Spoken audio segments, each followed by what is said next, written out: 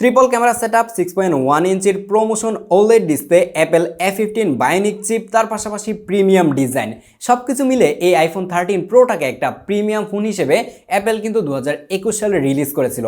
আজ 2026 সালে এসে এটার বয়স হয়ে গেছে মোটামুটি 5 বছর এবং 5 বছর পরে এসে বাংলাদেশের জাতীয় ফোন এই আইফোন 13 হয়ে গেছে।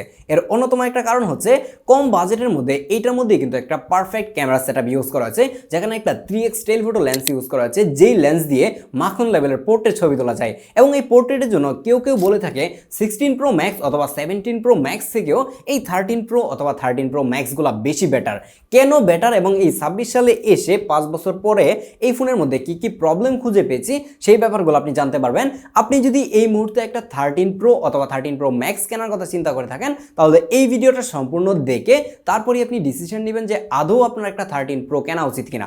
13 প্রো ম্যাক্স বলার রিজনটাও হচ্ছে যে 13 প্রো এবং 13 প্রো ম্যাক্সটা অলমোস্ট সিমিলার, জাস্ট ব্যাটারি এবং ডিসপ্লেতেই কিন্তু আপনি ডিফারেন্স দেখতে পাবেন। প্রসেসর এবং এর যে ক্যামেরা সেটআপ রয়েছে সেটা কিন্তু অলমোস্ট সেম, কোনো ডিফারেন্স কিন্তু নাই। যার কারণে এই 13 প্রো নিয়ে যদি আপনি একটু ভালো করে জানতে পারেন তাহলে 13 প্রো ম্যাক্স নিয়েও কিন্তু আপনার জানা হয়ে যাবে। আমার হাতের এই 13 প্রোটাকে আমি গত কয়েকদিন আগে নিজের টাকা দিয়ে কিনি এবং কিনে ব্যবহার করতে শুরু করি এবং লাস্ট বলতে পারেন যে 20 দিনেরও বেশি সময় ধরে আমি আমার প্রাইমারি আইফোন হিসেবে এটাকে ইউজ করতেছি এবং ইউজ করতে গিয়ে কিছু টুকটাক প্রবলেমও খুঁজে পেয়েছি এবং এই প্রবলেমগুলো এই ফোনের মধ্যে আছে, সেটা নিয়ে আমরা একটু পরেই কথা বলবো। তার আগে আপনাদেরকে একটা স্পেশাল নিউজ দিতে চাই, সেটা হয়তোবা শুনে অনেকেই খুশি হবেন এবং অনেকেই হয়তোবা গালি দিতে পারেন, বাট গালি দেন আর খুশি হন আপনার মতামত অবশ্যই কমেন্টে জানাতে পারেন যে এই 13 প্রোটা যে আমি কিনেছি সেটা আমি নিজে বিক্রি করে দিব এবং কাদের কাছে বিক্রি করব। আপনারা যেহেতু আমার ভাই ব্রাদার, আপনাদেরকে রেখে ফেসবুক মার্কেট প্লেসে পোস্ট করাটা খুবই বুকামি মনে হয় এবং আমার কাছে সেই জিনিসটা খুব একটা ভালো লাগে না। আপনাদের মাঝে যে কোনো একজন ব্যক্তি যদি চান তাহলে কিন্তু এই 13 প্রোটা কিনে নিতে পারবেন। হ্যাঁ, আবারও বলে দিচ্ছি ক্লিয়ারলি, যেটা একজন ব্যক্তি কিন্তু নিতে পারবেন। এবং গতবার আমরা 13 প্রো ম্যাক্স এইভাবে কিনে আপনাদের কাছে সেল করি, ভিডিও পোস্ট করা মোটামুটি 1 ঘন্টার মধ্যে সেল হয়ে যায় এবং পরবর্তীতে আমি শত শত মেসেজ পাইছি এবং কমেন্ট পাইছি যে ভাই ফোনটা আমি নিতে চাই, বাট ফোন তো আর দেওয়া সম্ভব না একটা ফোন। যার কারণে আপনারা যারা আগে কমেন্ট করবেন কিংবা আগে আমার সাথে কন্ট্যাক্ট করবেন তারাই কিন্তু নিতে পারবেন। ভিডিও নিচে ডেসক্রিপশন বক্সে আমাদের একটা ফেসবুক পেজের লিঙ্ক দিয়ে দিব, যেই ফেসবুক পেজের নাম হচ্ছে ড্রপ আউট গ্যাজেট এবং আপনি সেই ফেসবুক পেজে যদি এসে নক দেন তাহলে কিন্তু আপনি এটার প্রাইস থেকে শুরু করে সকল ডিটেল জানতে পারবেন। এনিওয়ে, অনেক বেচা কিনা করে ফেলেছি এবং এই বেচা কেনার জন্য অনেকে গালি দিবেন আমি জানি, বাট গালি দেওয়ার যাই করেন না কেন ভাই, নিজের টাকা দিয়ে কিনছি, এখন আমার এটা লাগবে না, এটা বিক্রি করে দিয়ে আমি আরেকটা কিনবো। আর আপনারা যদি কেউ এমন থেকে থাকেন যে আপনার কোনো ইউজড আইফোন সেল করবেন তাহলে কিন্তু চাইলে আমাদের কাছে সেলও করতে পারবেন। এনিওয়ে, এটার বিল কোয়ালিটি নিয়ে একটু কথা বলা যাক। এটার বিল কোয়ালিটি আপনি যদি হাতে নেন তখন ফিল করতে পারবেন যে না ভাই, আমি 50, 55 কিংবা 60,000 টাকা দিয়ে যে ফোনটা কিনছি সেটা একটা লাখ টাকার ফোন ছিল, কারণ হাতে নিতে এতটাই প্রিমিয়াম লাগে। এর যে ফ্রেমটা রয়েছে সেটা হচ্ছে স্টেইনলেস স্টিলের একটা ফ্রেম এবং এই ফ্রেমটা কিন্তু আইফোন হচ্ছে যে আইফোন এক্স থেকে মেবি এক্স অথবা এক্সএস এরকম কিছু একটা হবে, সেই থেকে কিন্তু স্টেইনলেস স্টিল ইউজ করতে করতে একদম 14 প্রো ম্যাক্স পর্যন্ত ইউজ করে। দেন 15 প্রো ম্যাক্সে গিয়ে তারা হচ্ছে যে টাইটেনিয়ামে শিফট করে ফেলে এবং টাইটেনিয়াম 2 বছর রাখার পর আবার হচ্ছে অ্যালুমিনিয়ামে ব্যাক করে 17 প্রো ম্যাক্সে। এবং এই অ্যালুমিনিয়ামের বিল্ড কোয়ালিটি কতটা বাজে সেটা আপনারা অলরেডি দেখে ফেলেছেন। যার কারণে এখন পর্যন্ত আমার মোস্ট ফেভারিট ফ্রেম হচ্ছে এই স্টেইনলেস স্টিল এবং এইটা দেখতেও অনেক বেশি প্রিমিয়াম লাগে, যেমনটা হাতে নিতে প্রিমিয়াম লাগে। বাট হাতে নিতে প্রিমিয়াম লাগে ঠিকই, বাট কমফোর্টেবল লাগে না, কারণ এর এজগুলো অনেক বেশি শার্প। হাতে নিলে মনে হয় যে ভাই কেটে যাবে এরকম একটা অবস্থা। আর এই কাঁচা আমের সিজনে আপনি চাইলে কিন্তু এটা দিয়ে আম ছিলতে পারবেন এবং আপনি লবণ এবং মরিচ দিয়ে কিন্তু সেইভাবে খাইতে পারবেন। এনিওয়ে, এটার ব্যাক সাইডে কিন্তু একটা ফ্রস্টেড ম্যাট গ্লাস ইউজ করা হচ্ছে, যার কারণে পিছন থেকে দেখতে অনেক বেশি প্রিমিয়াম লাগে এবং হাতের ছাপ কিন্তু একদমই বসে যায় না, বাট অ্যাপেল লোগোটার মধ্যে বসে যায় আর এটাকে চাইলে আপনি ক্লিন করে ফেলতে পারবেন। তারপর যদি আপনি এটার বটমের দিকে আসেন তাহলে একটু হতাশ হবেন, কারণ হচ্ছে এই জায়গায় লাইটেনিং পোর্ট ইউজ করা হচ্ছে।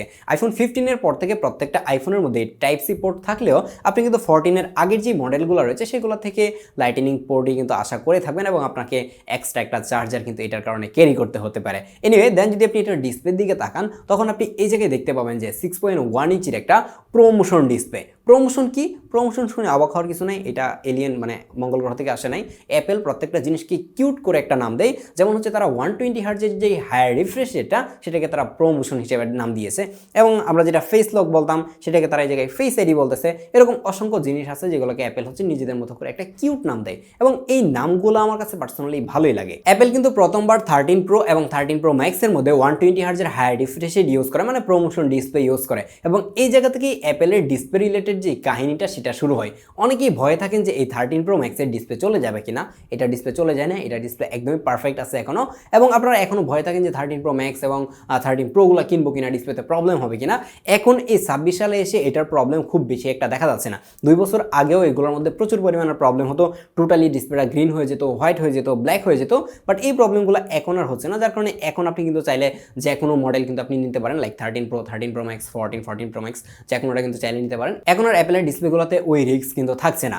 এই ডিসপ্লেটা আমার কাছে পার্সোনালি অনেক বেশি ভালো লাগে, বাট একটা জিনিস আমি কোনোভাবে অ্যাকসেপ্ট করতে পারতেছিলাম না 20 দিনেরও বেশি সময় ইউজ করে, সেটা হচ্ছে এটার উপরের দিকে থাকা বিশাল বড় নচ। আমি যখনই মুভি দেখতে চাই, গেমিং করতে চাই, তখন এটা আমার কাছে খুবই বিরক্তিকর লাগে যে ডিসপ্লের অনেকটুকু অংশ সে নিজেই একা দখল করে বসে আছে, এবং ডিসপ্লের চারপাশে চিন বেজেলটাও যদি আপনি এখনকার সময়ের স্মার্টফোনের সাথে কম্পেয়ার করেন তাহলে একটু মোটাই লাগবে, যার কারণে খুব বেশি একটা ভালো লাগতেছিল না। বাট ডিসপ্লের কোয়ালিটির কথা যদি বলি, ডিসপ্লের শার্পনেস, কালার এবং ডিসপ্লের ব্রাইটনেস সব কিছুই ছিল একদমই টপ নচ লেভেলের। আপনি যদি এটা ইউজ করেন তখনই আপনি বুঝতে পারবেন। অনেকেই বলে থাকে না যে অ্যাপেলের 60 হার্টজ অ্যান্ড্রয়েডের 120 হার্টজ থেকেও বেটার।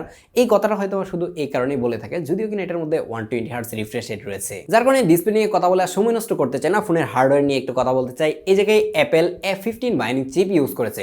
এইটা যেহেতু 5 বছর পুরাতন একটা চিপসেট, আপনার মাথায় আসতেই পারে যে এইটার পারফরমেন্সের কী অবস্থা, এটা কি ল্যাগ করবে, হ্যাং করবে?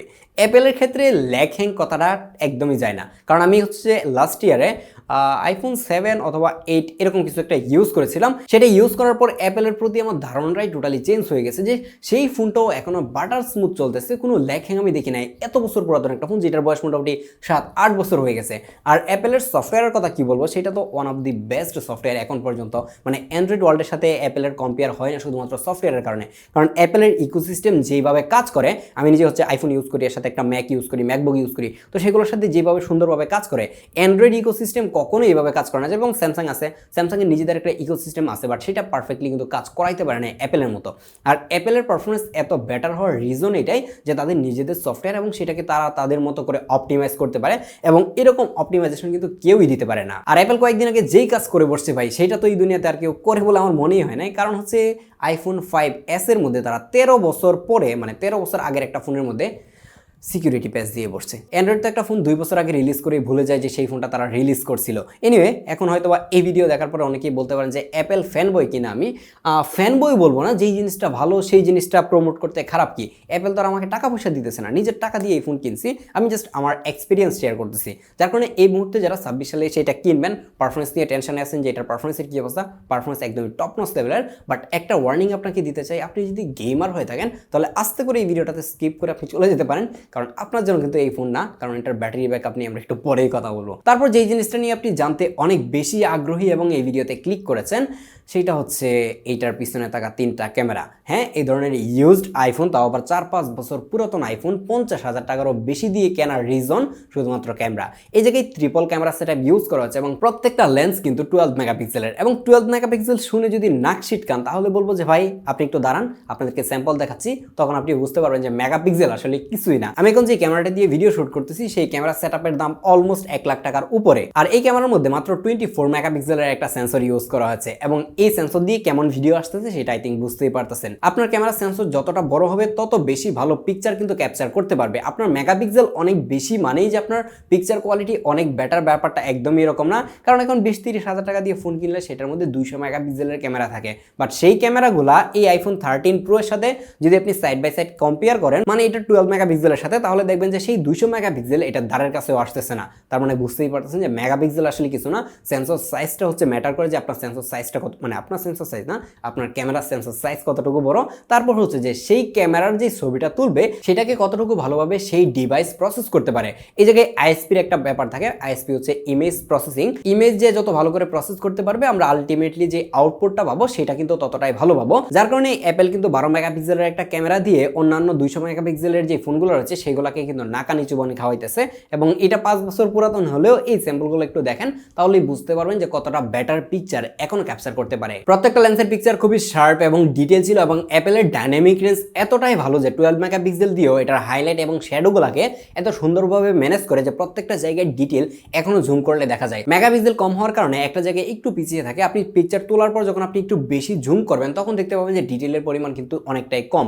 আপনি যখন একটা 200 মেগাপিক্সেলের সেন্সর দিয়ে পিকচার তুলবেন, আপনি অনেকটুকু জুম করতে পারবেন, ডিটেল মোটামুটি ভালো থাকে, বাট মেগাপিক্সেল কম হওয়ার কারণে কিন্তু এই প্রবলেমটা ফেস করতে হয়। কিন্তু ম্যাক্সিমাম টাইমই তো আমরা অরিজিনাল যে পিকচারটা রয়েছে সেটাই ইউজ করবো, জুম করে তো আর ইউজ করবো না, যার কারণে অ্যাপেলের আউটপুটটা এরকম ভালো লাগে। আর অ্যাপেলের কালার তো বরাবরই হচ্ছে যে মোটামুটি ন্যাচারাল দেয়, বাট ম্যাক্সিমাম টাইমে দেখা যাচ্ছে যে আমরা ভিভিড মোড ইউজ করি। ভিভিড মোড ইউজ করার পর পুরো এনভায়রনমেন্টটাকে চেঞ্জ করে দেয় এবং দেখা যাচ্ছে যে সবকিছু জকজকা চকচকা লাগে, নিজের ফেস টোন চেঞ্জ করে দেয়, মানে আমার মতো কালো মানুষ একদম সুন্দর হয়ে যায়। যার কারণে ভিভিড মোড দিয়ে আপনাদেরকে কয়েকটা স্যাম্পল দিয়ে দিব, মানে স্পেশালি পোর্ট্রেট দিয়ে দিব, তাহলে আপনার বুঝতে অনেক বেশি ইজি হবে যে এটা থেকে আপনি ভিভিড মোড যদি ইউজ করেন তাহলে কেমন আউটপুট পাবেন। যেহেতু পোর্ট্রেট নিয়ে কথা বলছি তাহলে এটার পোর্ট্রেট একটু চলে যায়। আপনি যখন পোর্ট্রেট অপশনে যাবেন তখন আপনি এই জায়গায় দুইটা ফোকাল লেন্থ দেখতে পাবেন, একটা হচ্ছে 1x এবং 3x। ম্যাক্সিমাম টাইম আপনি হচ্ছে যে 3x দিয়ে পোর্ট্রেটগুলো তুলবেন, কারণ 3x এর পোর্ট্রেটগুলো দেখতে অনেক বেশি রিয়েলিস্টিক লাগে। ব্যাকগ্রাউন্ড ব্লার, শার্পনেস এবং এজ ডিটেকশন কিন্তু 1x থেকে অনেক বেশি বেটার। এই 13 প্রো যদি কিনেন তাহলে আমি বলবো যে ভাই 1x এর নাম ভুলে যান, আপনি সবসময় 3x টা ইউজ করে পোর্ট্রেটগুলো তোলেন। আর যে স্যাম্পলগুলো এখন দেখতে পাচ্ছেন ম্যাক্সিমাম স্যাম্পলগুলোই কিন্তু তোলা হয়েছে 3x দিয়ে, এবং এটা 3x এর স্যাম্পলগুলো দেখার পর মনে হবে যে আজকে আমার এই 13 প্রোটা লাগবে। কারণ এই 13 প্রোর মধ্যে যখন আপনি ভিভিড মোড ইউজ করবেন, সাইড বাই সাইড যখন একটা 17 প্রো অথবা প্রো ম্যাক্স দিয়ে আপনার সাথে পিকচার কম্পেয়ার করবে, তখন আপনার কাছে মনে হবে যে সেইটা থেকেও এই 13 প্রোটাই বেটার। যার কারণে অনেকেই বলে থাকে যে আইফোনের জাতীয় ক্যামেরা কিংবা আইফোনের বেস্ট ক্যামেরার মডেল হচ্ছে এই 13 প্রো। এই স্যাম্পলগুলো দেখেই আপনারা নিজেরা একটু আইডিয়া করে নেন। এই আইফোনের পিকচার নিয়ে নতুন করে ডিটেইল আপনাদেরকে ডেসক্রাইব করার মতো অবস্থা নাই, কারণ আপনারা জানেন এটার কি অবস্থা। তারপর 13 প্রো কেনার আরেকটা রিজন হচ্ছে 13 প্রোর মধ্যে কিন্তু অ্যাপেল প্রথমবারের মতো মানে 13 সিরিজটার মধ্যে কিন্তু সিনেম্যাটিক মোডটাকে ইন্ট্রোডিউস করে, মানে হচ্ছে ব্যাকগ্রাউন্ড ব্লার করে যে ভিডিও করার অপশনটা, সেইটা এই জায়গায় লিমিটেড হচ্ছে শুধুমাত্র 1080p। যার কারণে অনেকেই হচ্ছে যে এই 13 প্রোটাকে স্কিপ করতে চায় যে 1080p ভিডিও, বাট 1080p হলেও সেটার মধ্যে ভালো পরিমাণে শার্পনেস ডিটেল রয়েছে এবং এজ ডিটেক্টও কিন্তু প্রথম জেনারেশন হিসেবে অনেক বেটার। চলুন আউটডোরে গিয়ে আপনাদেরকে একটা স্যাম্পল দেখাই, তাহলে বুঝতে পারেন যে এটা থেকে কেমন সিনেম্যাটিক ভিডিও পাবেন। দেন আপনাদেরকে দেখাবো যে নর্মাল মোডে যদি আপনি ভিডিও করতে চান তাহলে কেমন ভিডিও করতে পারবেন। আর এই ভিডিওটা কিন্তু মোটামুটি ভালো লম্বা হবে, আপনি যদি ধৈর্য নিয়ে দেখেন তাহলে কিন্তু আপনি অনেক কিছু এই 13 প্রো সম্পর্কে জানতে পারবেন। এখন যে ভিডিওটা দেখছেন এটা হচ্ছে আইফোন 13 প্রো দিয়ে সিনেম্যাটিক মোডে ভিডিও রেকর্ড হচ্ছে, এবং এটা দিয়ে কিন্তু সর্বোচ্চ 1080p 30fps এ রেকর্ড করা যায়। ভিডিও দেখে আই থিঙ্ক বুঝতেই পারছেন যে এটার এজ ডিটেক্ট কতটুকু ভালো করতে পারে। যেহেতু 1080p ভিডিও, যার কারণে 1080p ভিডিওর মধ্যে একটু নয়েজ দেখা যাচ্ছে, কিন্তু প্রপার লাইট কন্ডিশনে যদি আপনি ভিডিও করেন তাহলে এটা থেকে একটা পারফেক্ট ভিডিও পাবেন। অলসো এটার ফ্রন্টেও কিন্তু একটা 12 মেগাপিক্সেলের ক্যামেরা থাকছে এবং এটা দিয়েও সুন্দর সুন্দর সেলফি তোলা যায়, বাট সেই সুন্দর সেলফিগুলো তুলতে গেলে আপনাকে অবশ্যই ভিভিড মোড ইউজ করতে হবে।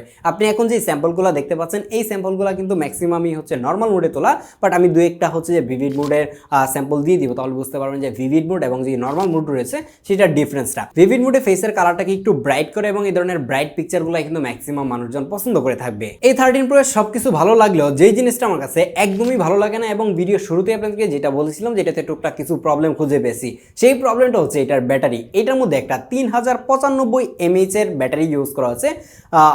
3000 mAh ব্যাটারি, যে জায়গায় এখন এই 26 সালে এসে একটা স্মার্টফোনের মধ্যে 10,000 mAh এর ব্যাটারি ইউজ করা হয়, তো সেই জায়গায় 3000 mAh মানে হচ্ছে আপনার 3টা 13 প্রো মিলিয়েও একটা ফোনের ব্যাটারি সমান হচ্ছে না, এরকম একটা অবস্থা।